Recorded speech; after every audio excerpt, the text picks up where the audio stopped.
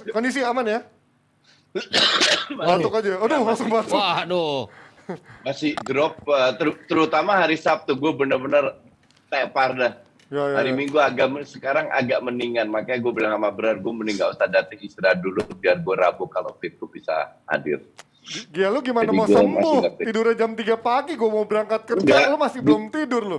Enggak, bukan masalah itu, itu udah puluhan tahun. Tapi memang ya kan memang makin tua, gimana sih? Lagi drop aja. Enggak, gue tidurnya cukup, itu yang penting. Oh iya, oke. Emang lagi drop aja. Ya, yang penting sekarang tapi gue negatif.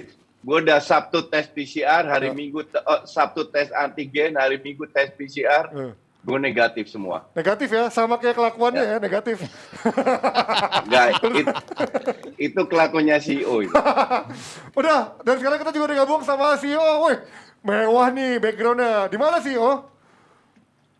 Yang mau ketemu gue ke Marriott Medan aja. Jauh benar. Langsung promosi.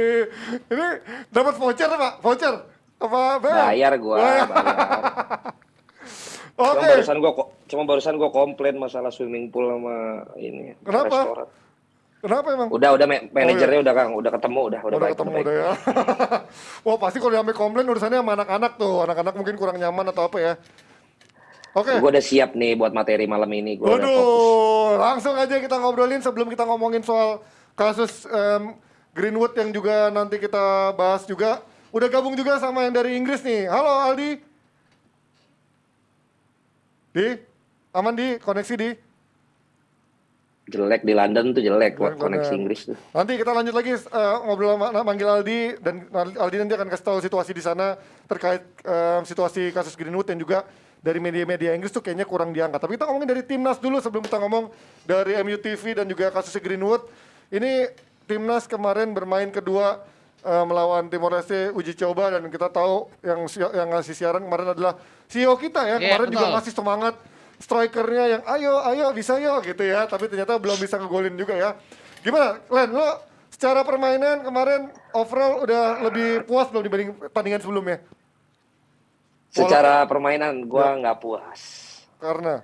Kalau lo lihat di awal-awal tuh entah kenapa Timor Leste justru nggak langsung main pressing yang mereka tampilin di awal pertandingan pertama. Ya. Nah makanya si Kambuaya bisa memanfaatkan, kan mereka main dengan false nine. Ya kan, Ronaldo awalnya yang ditaruh di sana, tapi akhirnya Terence Puiri bisa cetak gol.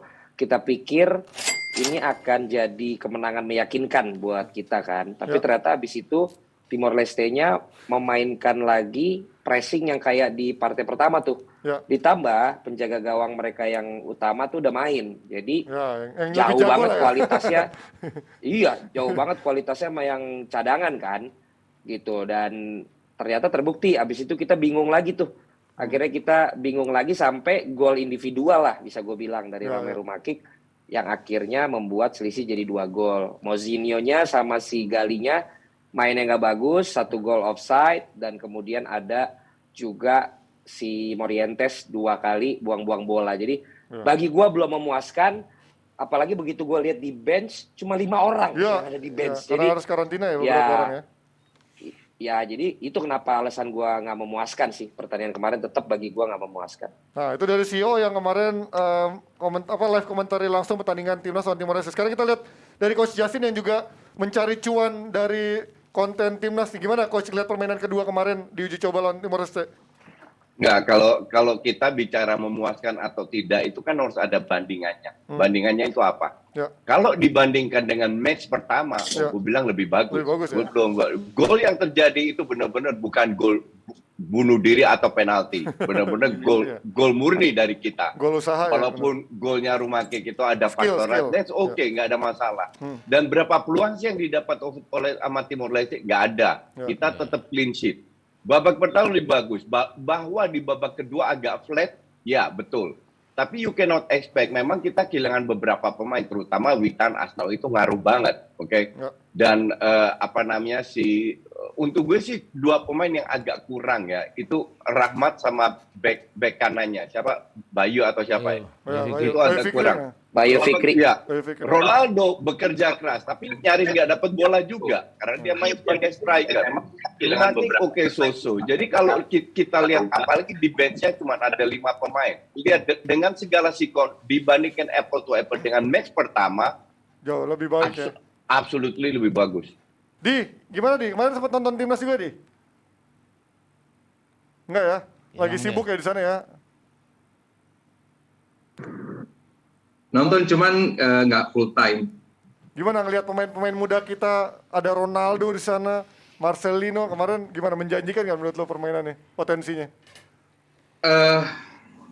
Sebenarnya ya ini seperti yang kita pernah bahas sebelumnya bahwa Indonesia saat ini sedang ada di tangan yang tepat dan banyak banget talenta-talenta muda di sana.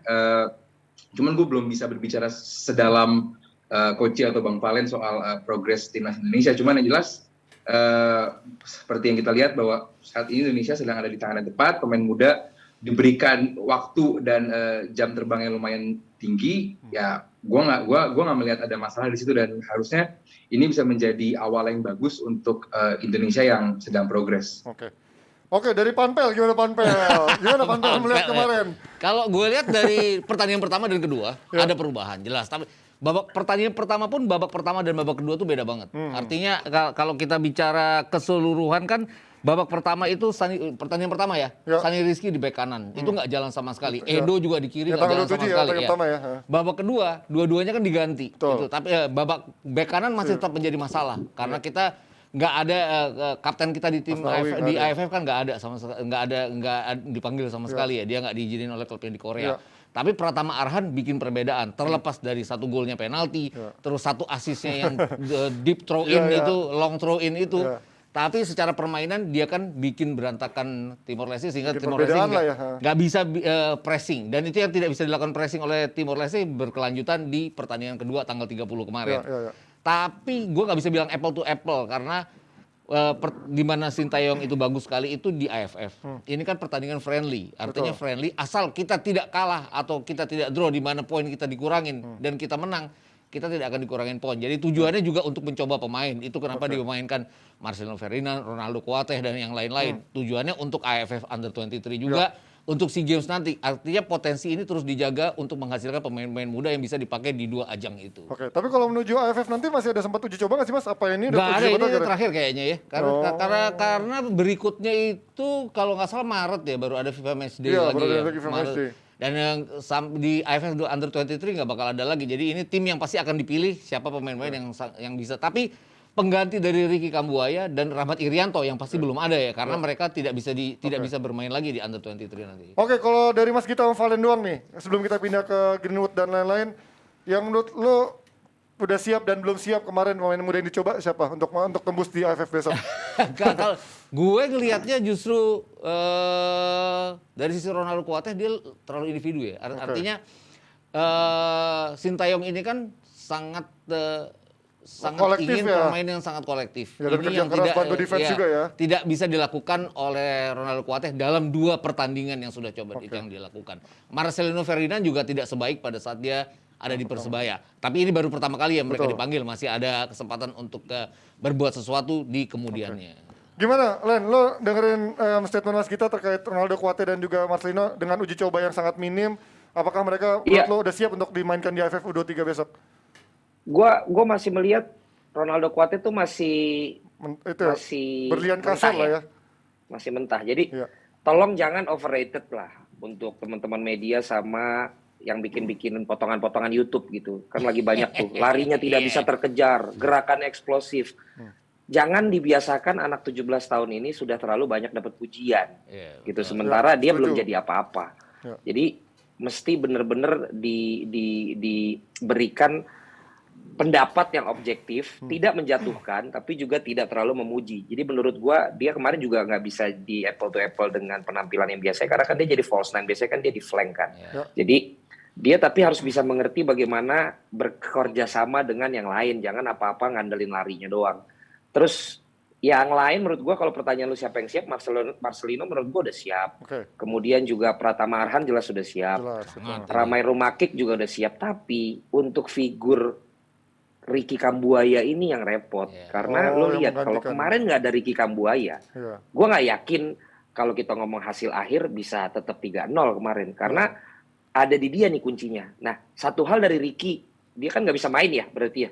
Nggak bisa umurnya. Karena usianya kan gitu. Jadi siapa yang bisa menggantikan peran dia itu yang menurut gua harus dicari karena perannya sangat sentral dan kita gara-gara kemarin dengan banyak pemain muda di AFF itu berprestasi sampai ke final yang tadinya kita juga nggak terlalu diharapkan sekarang pasti dijadikan nominator menjadi juara di AFF ini dan itu yang harus bisa dikelola oleh anak-anak muda ini gitu loh untuk bisa membuktikan bahwa lu AFF senior aja bisa sampai ke final. U23 lu harusnya juara dong. Nah, itu yang harus bener-bener perhatiin Coach Sinteyong menurut gua. Ekspektasi lebih kembali meningkat juga karena kemarin dengan timnas senior dengan pemain muda sampai ke final, sekarang yang muda pengennya juara pasti ya.